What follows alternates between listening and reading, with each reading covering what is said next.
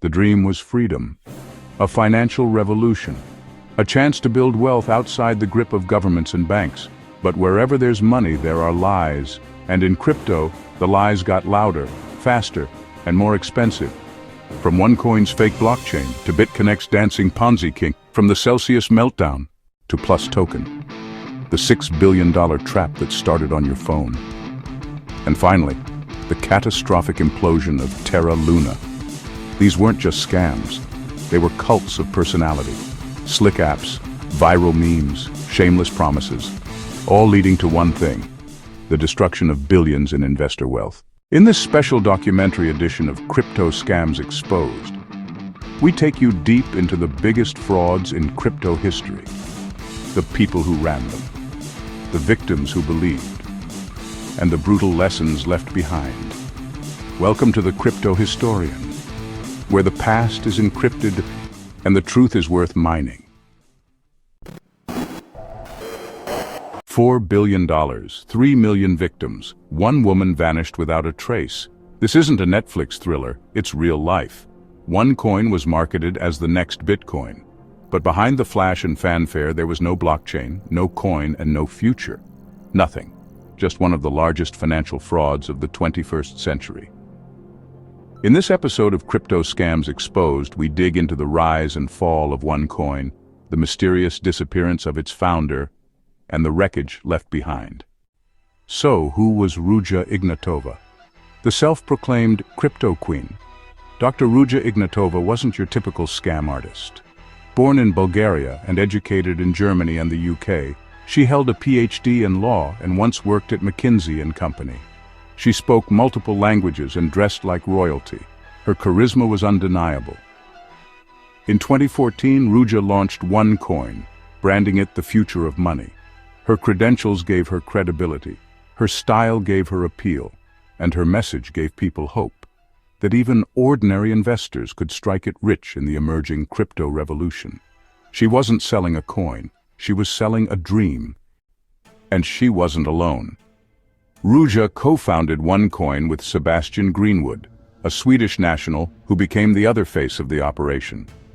Greenwood brought years of experience in multi-level marketing schemes and was instrumental in creating OneCoin's aggressive expansion model. While Ruja inspired trust and authority, Greenwood rallied promoters and orchestrated the global rollout. Together they built a billion-dollar illusion. In internal messages later revealed by U.S. prosecutors, Greenwood allegedly referred to OneCoin as the exit strategy and joked about the scheme's sustainability. In one email exchange with Ruja, they discussed the best time to cash out, with Greenwood stating, "We are not selling a coin, we are selling a story."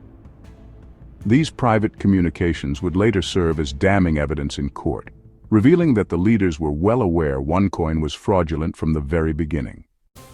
But outwardly, the dream of crypto riches was OneCoin's sales pitch to the world. OneCoin claimed to be a revolutionary cryptocurrency, secure, scalable, and superior to Bitcoin. Promoters told investors it was being mined in massive server farms in Bulgaria and Hong Kong. Ruja claimed it had over 120 billion coins in circulation. The company offered education packages, priced from €100 to 118,000 euros, which included tokens to mine OneCoins. But buyers weren't really buying education, they were buying access. The more you spent, the more tokens you got. The more people you recruited, the more you earned. A classic pyramid scheme structure. And your OneCoins, they said, would only go up in value. Ruja claimed OneCoin would one day overtake Bitcoin itself. In her words, "In 2 years, nobody will speak about Bitcoin anymore." The hype machine was relentless, and it only brought more people into the scam. OneCoin held massive rallies in stadiums around the world, London, Dubai, Bangkok, and beyond. Ruja appeared on stage in ball gowns, diamonds sparkling, delivering messianic speeches about financial freedom. Millions joined. By 2016, OneCoin claimed over 3 million members in over 190 countries. It was particularly successful in parts of Africa, Southeast Asia, and Eastern Europe, where financial literacy was lower and economic desperation higher. The company opened flashy offices in Bulgaria, hired top law firms, and even paid former EU politicians to endorse its legitimacy. Some countries, like Uganda and Pakistan, even considered allowing it as legal tender. In just a few years, it raised an estimated $4.4 billion. But something didn't add up, in a big way. Blockchain analysts couldn't find any evidence that OneCoin had a public ledger. Independent auditors were denied access. Developers noticed that the coins were issued manually and that there was no real mining activity. It turns out, OneCoin's so-called blockchain was just a centralized SQL database. It could be edited at will. The few who spoke up were silenced, sued, or ignored. Many victims were too invested, financially and emotionally, to back out. The company built an echo chamber of hype, fueled by aggressive multi-level marketing and charismatic promoters. And while legitimate cryptocurrencies were traded on public exchanges, OneCoin was only available through its internal portal. Prices were controlled by the company. You couldn't sell freely.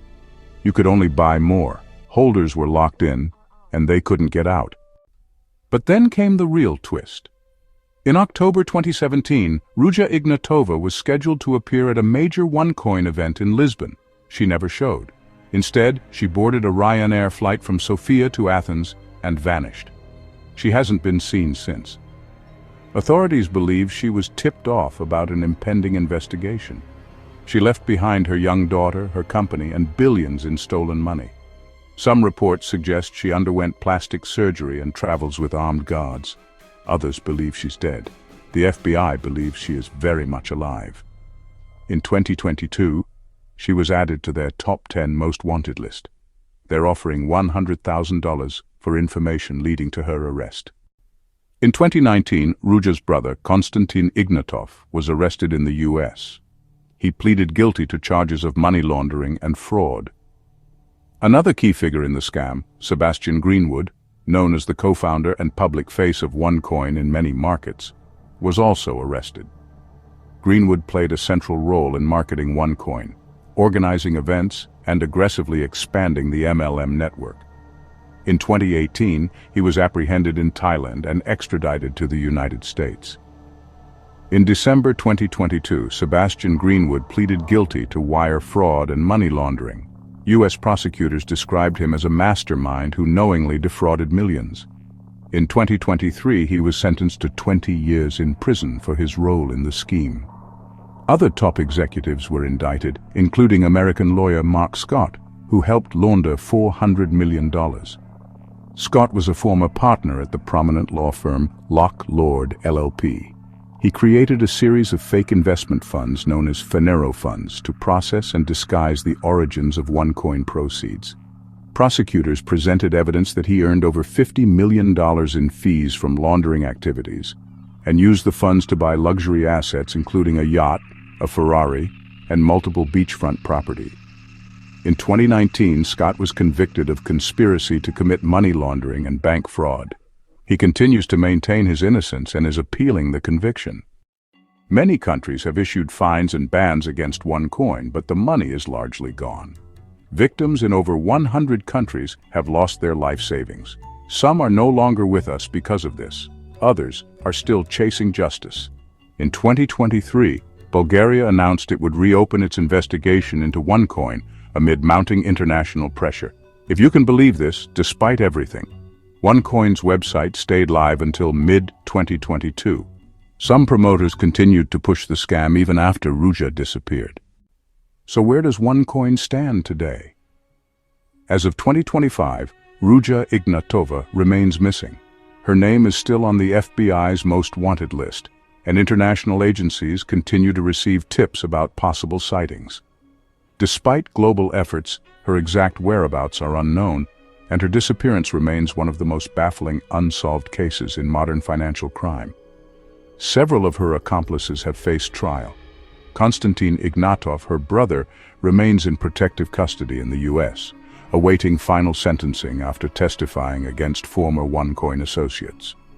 In his court testimony, Konstantin admitted that OneCoin had no real value and confirmed that his sister had instructed him to lie to investors. He also revealed that Ruja was paranoid about surveillance and had taken steps to prepare for a life on the run, including acquiring multiple passports and large quantities of cash and gold. His cooperation with authorities provided key evidence that helped unravel the inner workings of the scam. Mark Scott, the U.S. lawyer who helped launder over $400 million, was convicted in 2019, but continues to appeal. As for the victims, very few have seen any compensation. Efforts to recover stolen funds have been slow and complex, involving multiple jurisdictions and shell companies. Estimates suggest that less than 5% of the total stolen has been recovered. In many countries, victims are still organizing class actions or appealing for state-level intervention. The OneCoin brand is toxic. It is no longer operational, and most official platforms tied to the scam have been shut down.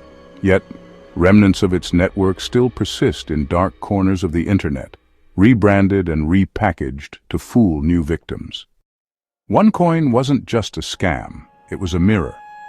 It showed how easily people can be seduced by wealth, status, and the illusion of opportunity. The saddest part of it all is that those who are least financially literate and most economically desperate were targeted by the scam, and ultimately lost everything. The blockchain was never real, but the pain of its victims is, and Ruja Ignatova, the woman who sold the world a fantasy, is still out there.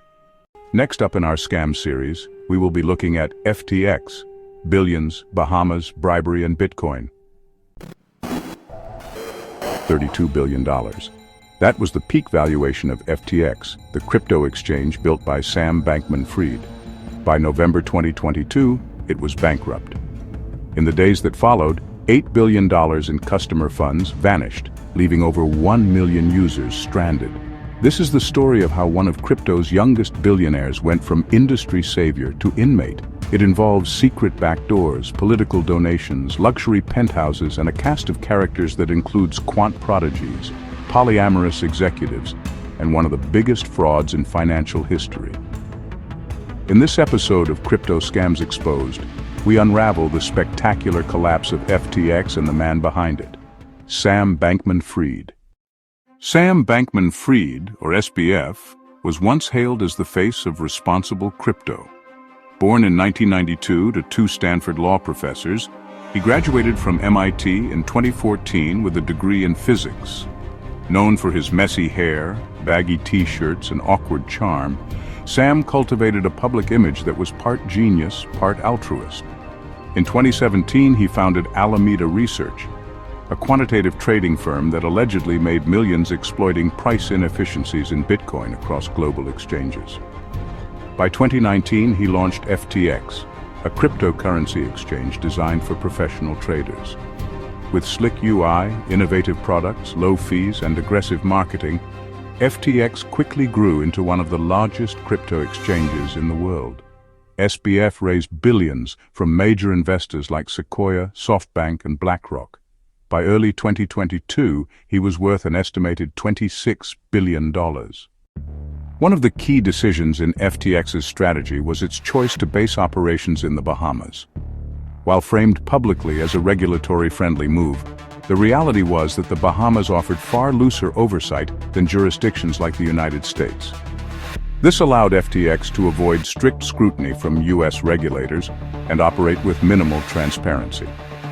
Critics argued that the jurisdiction's lack of robust financial controls made it easier for FTX to move customer funds without oversight, engage in risky practices, and keep regulators at arm's length. The Bahamas became both a paradise and a legal blind spot for what was about to unfold. FTX wasn't just an exchange. It became a brand.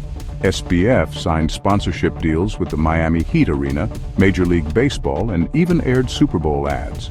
He appeared on magazine covers, testified before Congress, and pledged to donate most of his wealth to charity. But behind the altruism was ambition. FTX offered margin trading, leveraged tokens, and derivatives that traditional platforms avoided. It marketed itself as safe, efficient, and compliant. Meanwhile, Alameda Research, SBF's trading firm, was making riskier bets, often using customer funds deposited on FTX, but more on that later. At the heart of FTX and Alameda was a close-knit group of executives, many of whom lived together in a luxury penthouse in the Bahamas. They reportedly lived, let's say, an alternative lifestyle. But that's for another video on another site. The most prominent executive was Caroline Ellison, CEO of Alameda, and reportedly romantically involved with Sam. A math prodigy and former Jane Street trader, Caroline managed billions in assets, but later admitted she was in over her head. She described Alameda's operations as disorganized and lacking basic risk management. Other top execs included Gary Wang, co-founder and CTO, Nishad Singh, head of engineering, and Sam Trabucco, co-CEO of Alameda before stepping down. They operated in a bubble, both literally and figuratively. In early November 2022, a leaked Alameda balance sheet showed that a large portion of its assets were illiquid FTT tokens, FTX's own cryptocurrency. When Binance CEO Changpeng Zhao, CZ, announced he would sell his FTT holdings, panic ensued. Customers rushed to withdraw funds. FTX faced a liquidity crisis. Within 48 hours, over $6 billion was withdrawn. FTX paused withdrawals.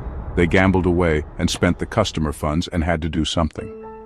Binance briefly considered a bailout, then backed out after seeing the books.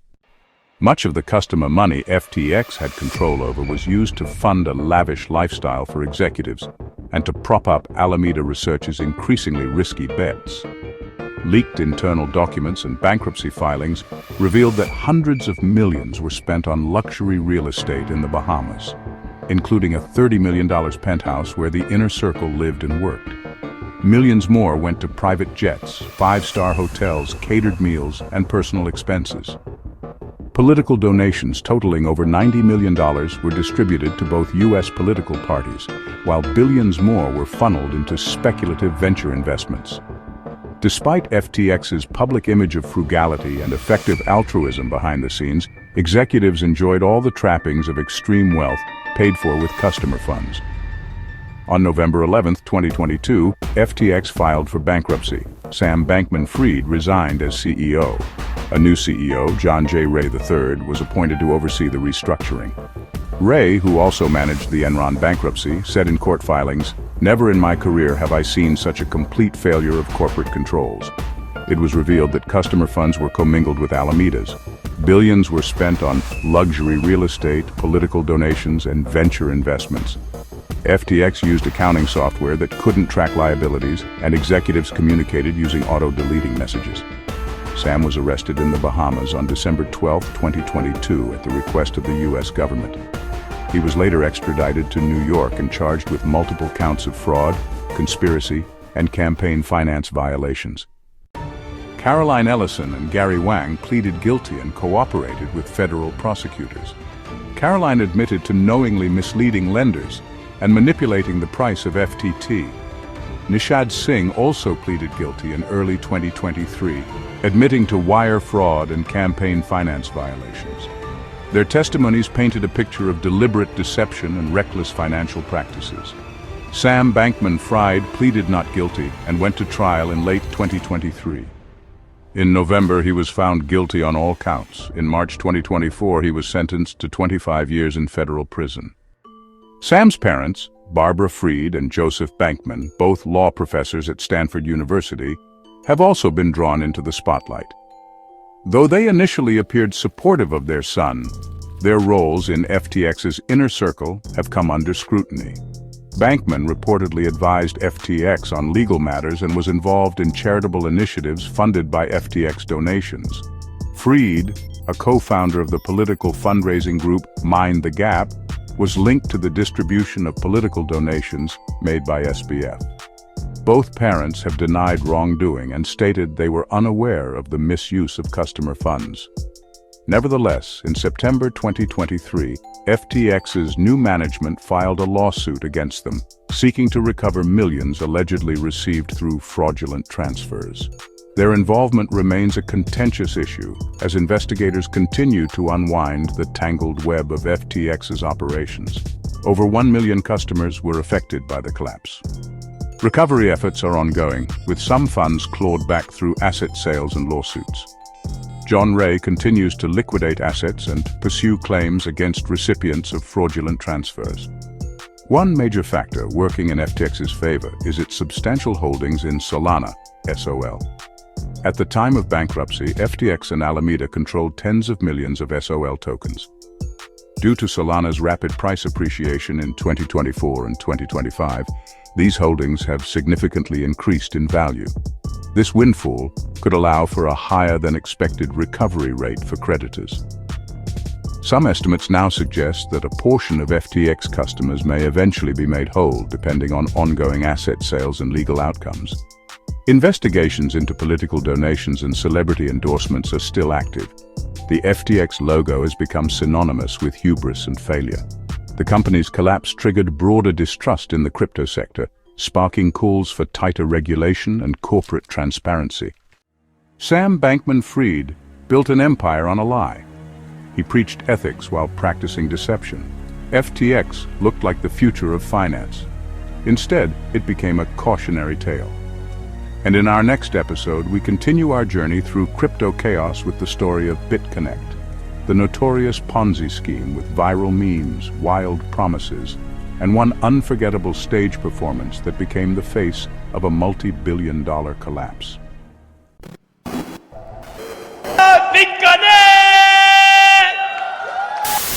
It wasn't just a meme. It was the warning siren of one of crypto's most infamous scams. The man yelling was Carlos Matos, but behind the viral laugh was a scam that siphoned nearly $4 billion from investors worldwide. This is the story of BitConnect, the Ponzi scheme that wore a party hat, danced on stage, and vanished with billions. It was early 2016. Crypto was still wild, still free, and still largely misunderstood. Enter BitConnect, a sleek new platform promising riches. It called itself a peer-to-peer lending ecosystem and offered users the chance to lock up their Bitcoin in exchange for daily profits through a magical volatility trading bot. No one had seen the bot. No one understood how it worked, but it was consistent, supposedly producing 1% returns every single day. Compounded, that's over 3,600% a year. On paper, it was madness, but in the heat of a crypto bull run, madness was contagious. BitConnect launched at a time when trust in traditional finance was low. Crypto was the rebellion. And BitConnect wrapped itself in the language of decentralization and freedom. But behind the buzzwords was a classic bait and switch. BitConnect didn't just grow, it exploded. Between 2016 and 2017, its token, BCC, soared from under $1 to a staggering $470. The platform's market cap cracked $2.6 billion. The rise wasn't just built on promises, it was built on people. Influencers flooded YouTube, shouting about life-changing gains. Referral bonuses rewarded every sign-up. BitConnect wasn't a company, it was a movement. There were thousands of affiliate marketers, from stay-at-home dads to flashy crypto influencers. Each told their own version of the story. But the ending was always the same. Get in now, don't miss out. Then came Thailand, a BitConnect event, a packed room, and one unforgettable man. Carlos Matos bounded onto stage in a suit too bright and a smile too wide. He didn't pitch, he performed. His chant, "Hey, hey, hey, BitConnect," turned him into an internet legend overnight. The internet laughed, but behind the laughter, billions were being funneled through a digital house of cards. Behind the flashy graphics and countdown clocks, BitConnect's core was simple. New users deposited Bitcoin, the platform converted it into BCC, and claimed to invest it using the secret bot. But there was no trading, no bot, just a Ponzi scheme. New money paid old users. Returns were fabricated, transparency was non-existent. Even the BitConnect white paper was filled with vague jargon and no substance. It didn't matter. People believed because they wanted to believe. A $1,000 investment could turn into over $4,000 in under a year, or so they said. For investors in struggling economies or those chasing the crypto gold rush, it was irresistible.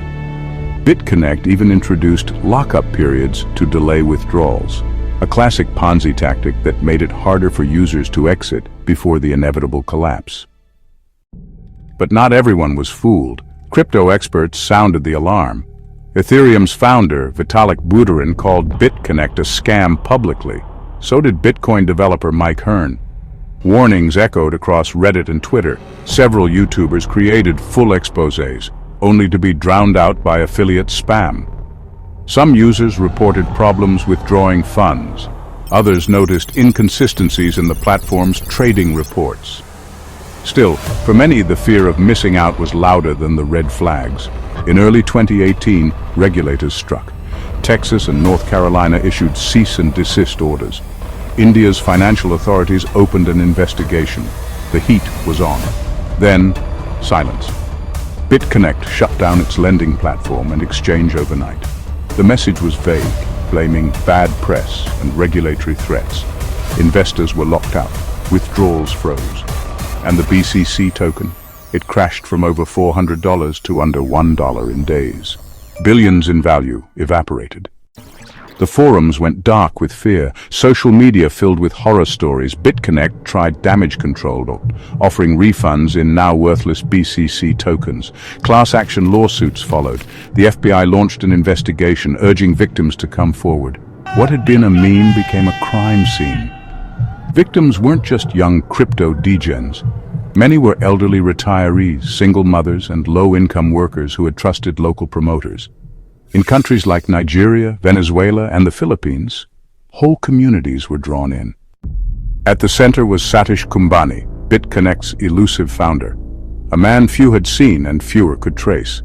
In 2022, the U.S. Department of Justice indicted him for wire fraud, conspiracy, and money laundering. The charges claimed he orchestrated a fraud that affected hundreds of thousands globally. But Satish vanished, believed to be on the run.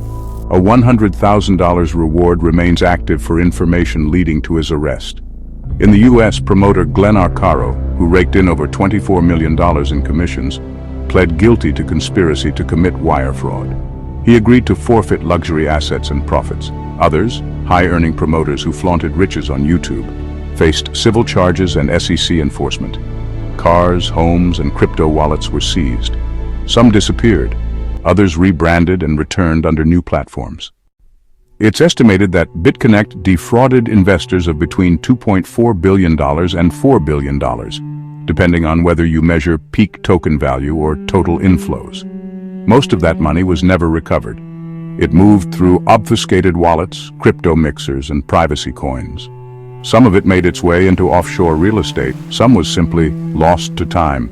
In 2021, the U.S. Department of Justice auctioned off $56 million worth of BitConnect-linked crypto, one of the largest such seizures in crypto crime history.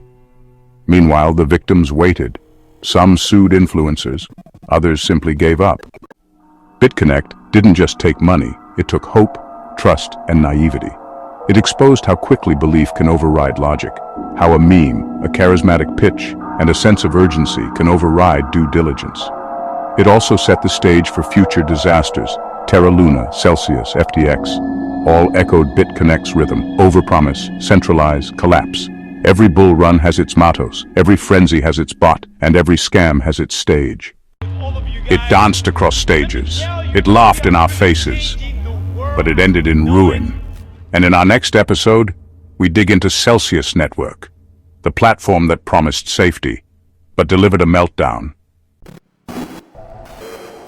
And none of that is possible if you work with a bank or a financial institution, right? They're definitely not acting in your best interest, so... Those were the bold words of Alex Mashinsky, the charismatic founder of Celsius Network, a platform that promised everyday investors the power of Wall Street without the middlemen. But behind the curtain of high-yield promises, promotional t-shirts, and weekly AMAs, Celsius was quietly crumbling. By the time the truth hit, $4.7 billion in customer funds had vanished into a maze of risky bets, executive payouts, and collapsed confidence. This is the story of Celsius Network. You're watching The Crypto Historian, where the past is encrypted and the truth is worth mining. Founded in 2017 by serial entrepreneur Alex Mashinsky, Celsius Network claimed to be a new kind of bank, one where the users earned the yield instead of the bankers. The pitch was simple: deposit crypto, earn high interest, sometimes as much as 17% annually, depending on the coin. Celsius would then lend out those deposits to institutions and share the profits. Mashinsky was a natural showman. Known for helping invent voice over IP, VoIP, he positioned himself as a tech visionary on a mission to save retail investors from greedy banks. The company rapidly gained traction. By late 2021, Celsius boasted 1.7 million users, over $25 billion in assets, and a cult-like following. The app was sleek, user-friendly, and available in over 100 countries.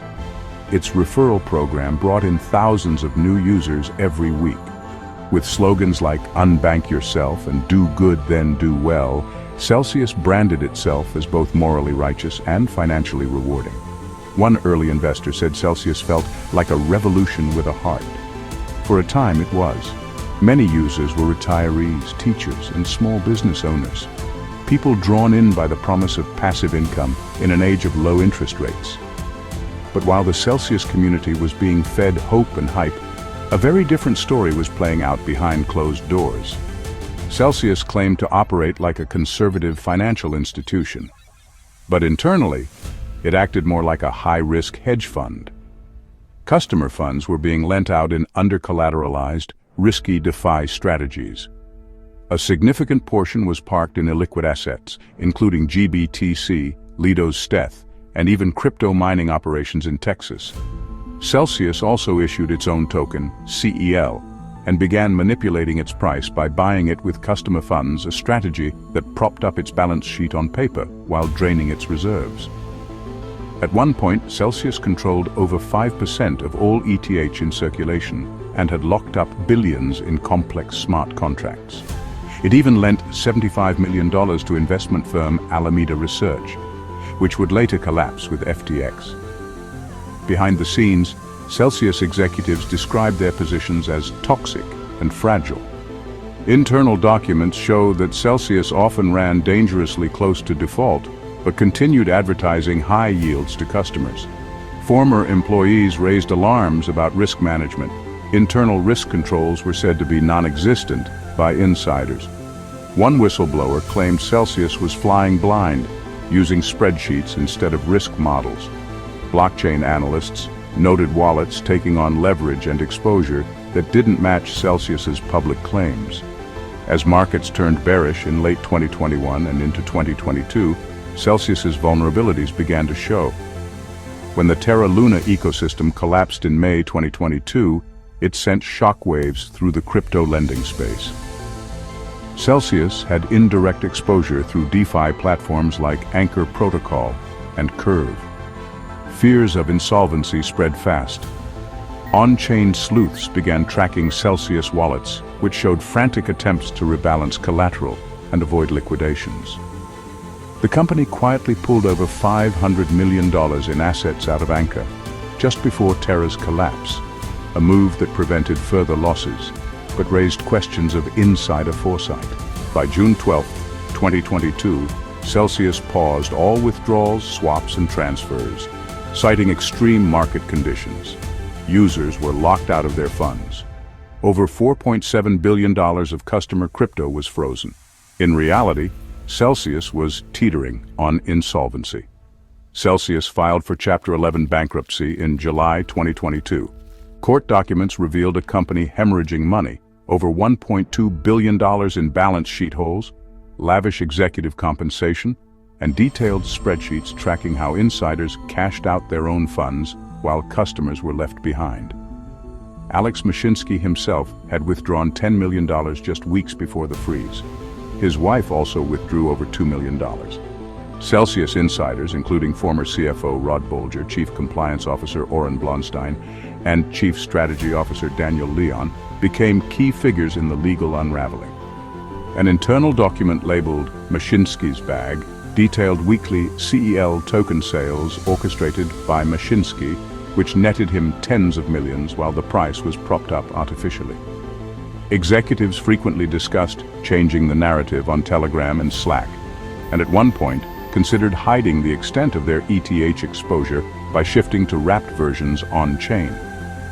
Leaked audio of an internal company meeting captured Celsius leadership coaching staff on how to keep the public calm while searching for legal and PR spin to avoid panic. In July 2023, Mashinsky was arrested and charged with multiple counts of fraud, market manipulation, and wire fraud by the DOJ, SEC, FTC, and CFTC. He pled not guilty and was released on $40 million bail, one of the largest pre-trial bails in crypto-related history. The government alleged that Mashinsky misled customers about Celsius's financial health and profited from artificially inflated CEL tokens while assuring users their funds were safe.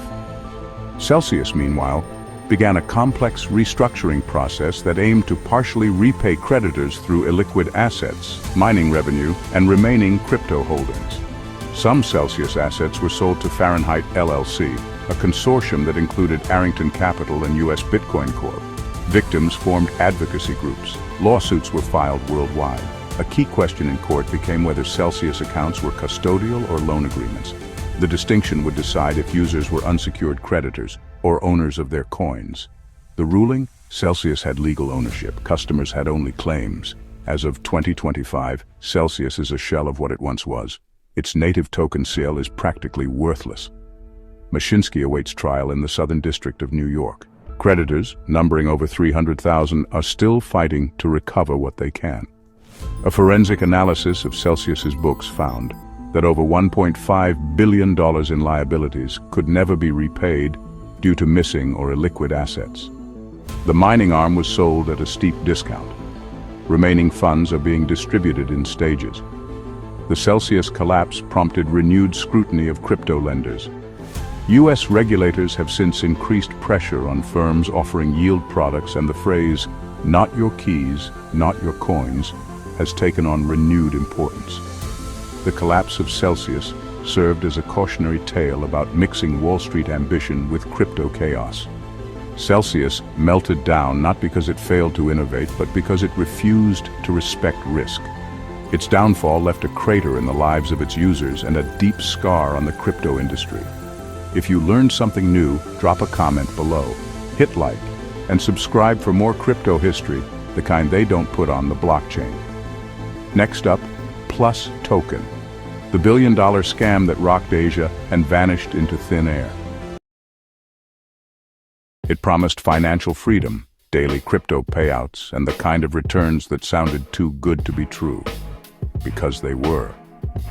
This is the story of PlusToken, the crypto wallet app that turned into one of the largest Ponzi schemes in history, scamming users out of more than $2 billion before vanishing into the shadows. You're watching The Crypto Historian, where the past is encrypted and the truth is worth mining. In mid-2018, a flashy new app began spreading like wildfire across Asia. It wasn't just another crypto wallet, it was sold as a revolution in decentralized finance. Called PlusToken, it promised to pay users daily interest on their crypto holdings, as high as 10% to 30% per month, simply for storing Bitcoin, Ethereum, or EOS in the app. Some investors were promised as much as 1% daily returns, compounded. The model was addictive.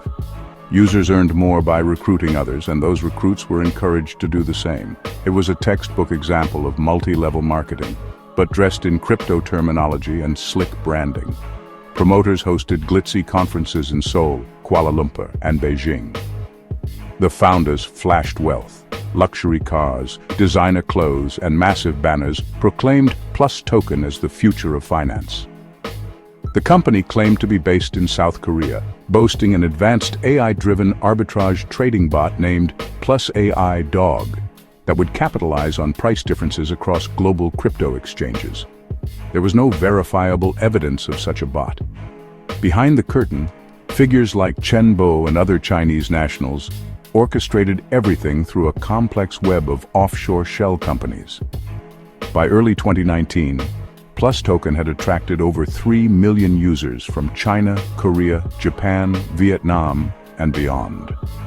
It was estimated to be holding 200,000 BTC, 789,000 ETH, 26 million EOS, collectively worth over $2 billion USD at the time.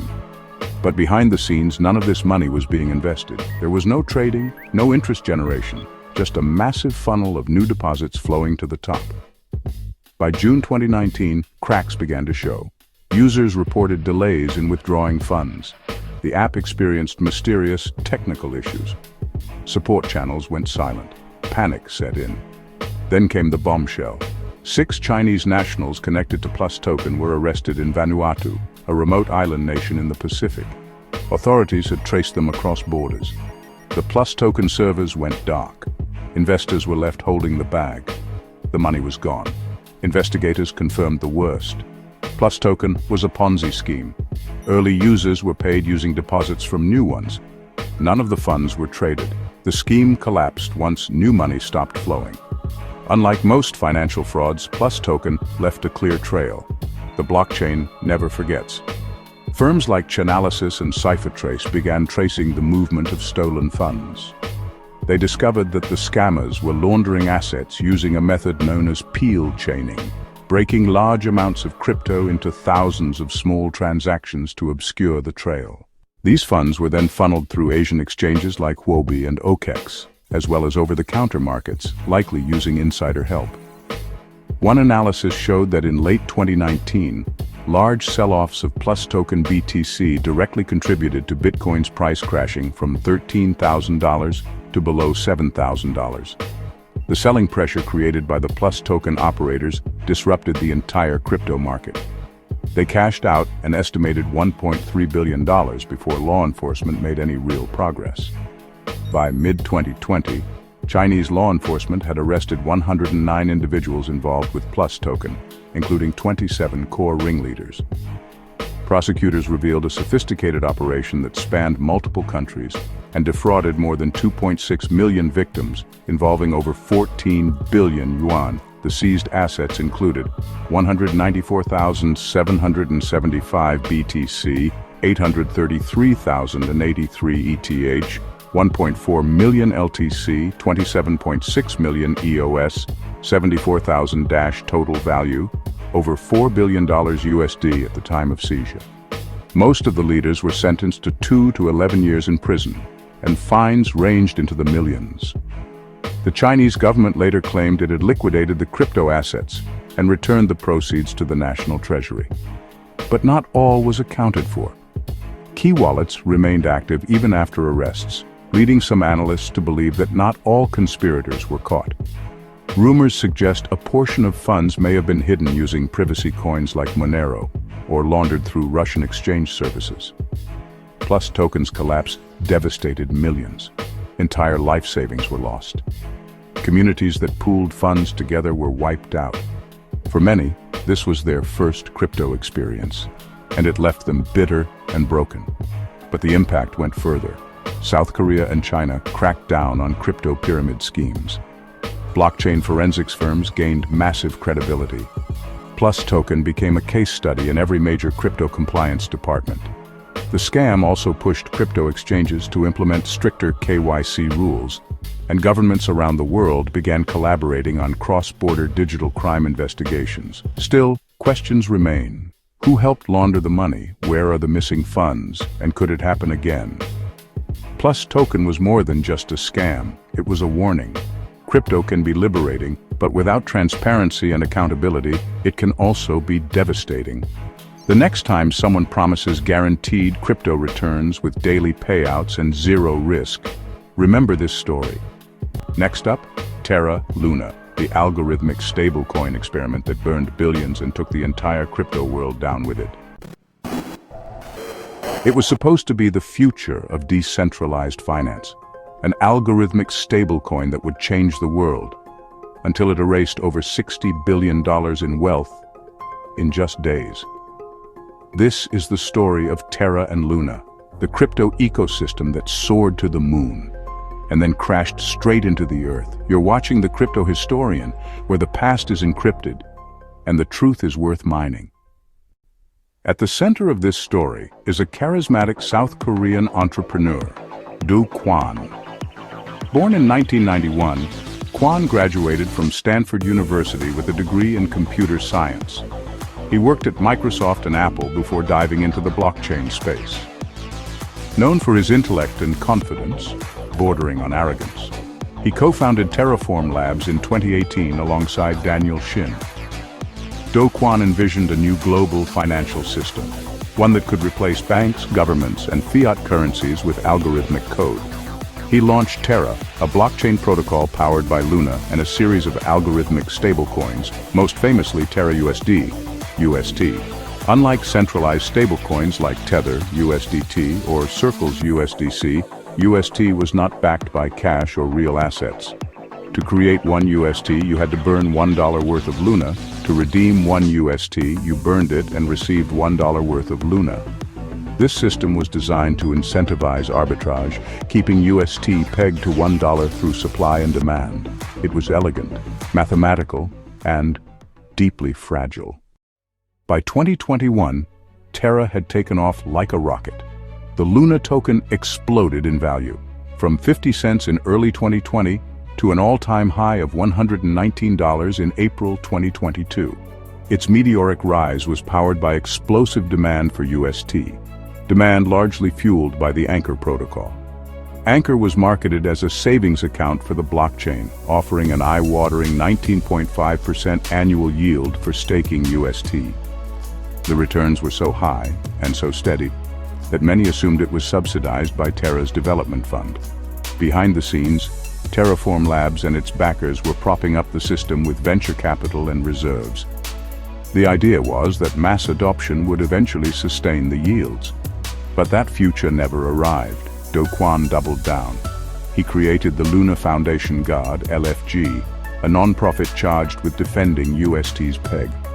LFG raised billions in Bitcoin as a pseudo-reserve. By April 2022, LFG held over 80,000 BTC, worth more than $3 billion, intended to act as a backstop if the peg ever wobbled. But UST wasn't just a stablecoin. It was the engine of an entire empire. Over $40 billion in total value locked, more than 3 million wallet addresses interacting with the ecosystem, massive DeFi apps like Mirror, Pylon, and Chai, and a devout online army known as the Lunatics, who treated Do Kwon like a messiah. Kwon mocked critics, calling them poor, and insisting Terra was too big to fail. On Twitter, he projected supreme confidence, even as cracks were forming. The fall came fast. On May 7, 2022, users began withdrawing massive amounts of UST from Anchor. A few whale wallets sparked fear. The peg started slipping. As UST dropped to 98 cents, arbitrageurs rushed in, redeeming UST for Luna at a profit. This triggered the algorithm to mint more and more Luna to maintain the peg. Within 48 hours, the supply of Luna ballooned from 350 million tokens to billions, hyperinflation that rendered the token worthless. UST lost its peg entirely. It plunged to 10 cents, then to 1 cent. Luna dropped from $80 to less than a fraction of a cent. Investors lost everything. Dozens of exchanges halted trading. Projects built on Terra shut down overnight. The dream was over. In total, over $60 billion in market value vanished in less than a week, making it the largest algorithmic stablecoin collapse in history. Do Kwon went quiet, then re-emerged with a plan. Luna 2.0, a forked version of the Terra blockchain, excluding UST. The original Terra was renamed Terra Classic, but the community was fractured, trust was shattered. The Bitcoin reserves held by the Luna Foundation Guard? Gone. Kwon claimed they were used to defend the peg, but on-chain analysis raised more questions than answers. Regulators pounced. South Korea issued a warrant for Kwon's arrest. Interpol released a red notice for his capture. The SEC and U.S. Justice Department launched investigations into fraud, securities violations, and market manipulation. In March 2023, Do Kwon was arrested in Montenegro while trying to fly with fake Costa Rican documents. He now faces possible extradition to both South Korea and the United States. His co-founder, Daniel Shin, was also indicted in South Korea. Terraform Labs faces civil and criminal suits in multiple jurisdictions. The collapse of Terra Luna devastated lives and institutions. Retail investors lost life savings.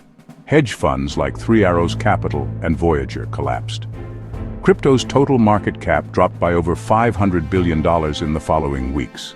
It exposed the dangers of unproven financial engineering, the limits of algorithmic stability, and the cult of personality that surrounds charismatic founders. Even today, some Terra-linked wallets remain active, and investigators continue to trace funds. Terra's implosion catalyzed regulatory action around the globe, from MiCA in the EU to stablecoin regulation in the US and Asia. It also changed investor behavior, replacing blind optimism with deep skepticism. Terra was the ultimate illusion, a moonshot powered by belief but undone by math. It taught us that decentralized systems still need checks, and that algorithms are only as trustworthy as the humans who design them. You've been watching The Crypto Historian, where the past is encrypted and the truth is worth mining. If this episode helped you understand one of crypto's most spectacular collapses, like, comment, and subscribe, and share your thoughts below. That concludes our journey through crypto's darkest moments, from OneCoin to BitConnect, Celsius to PlusToken, and now Terra Luna. Because crypto may be built on code, but its history is written in blood, hype, and billions lost.